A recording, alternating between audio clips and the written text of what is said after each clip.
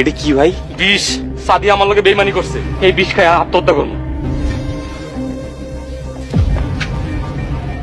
নেন, আমার সামনে খান, আমি আপামনির কাছে খবর পৌঁছে দিই।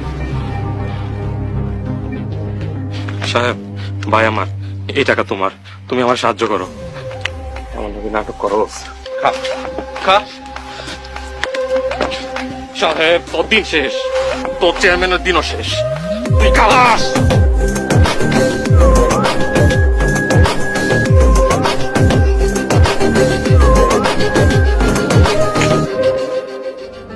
সাহেব, তুই বই খাস, বাড়িতে কত কাম, তুই কাম তুই আর সারাক্ষণ বই বই ঘুরে বেড়াই যাবি।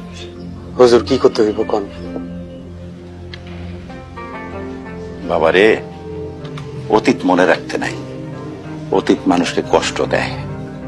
ক্ষণিকের দুনিয়ায় আবেগ দিয়া না, বুদ্ধি দিয়া চলে। তাছাড়া তুই আমার কাছে সন্তানের মতন, অতীত ভুলে গিয়া আমার সাহায্য কর বাবা। হুজুর, আমার এই জীবনটাই আপনার কাছে ঋণী। আপনার লাগে জীবন দিতে এই গোলাম দ্বিতীয়বার কোনোদিন ভাববো না। আপনি নিশ্চিন্তে থাকেন, আপামনির বিয়ে যাতে ঠিকভাবে হয় তার জন্য যা যা করা লাগে আমি সব করুন, আপনি চিন্তা করেন না। ভরসা পাইলাম রে বাবা, বড়ই নিশ্চিন্ত হইলাম।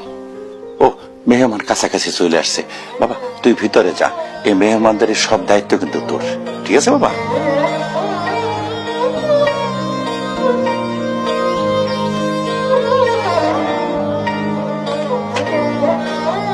সবাই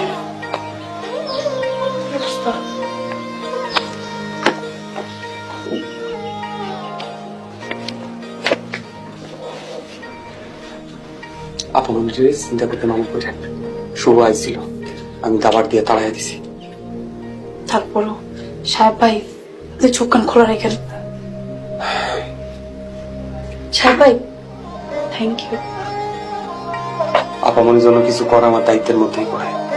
আপনাকে ধন্যবাদ, আপনি আপামনি নিয়ে অনেক চিন্তা করেন।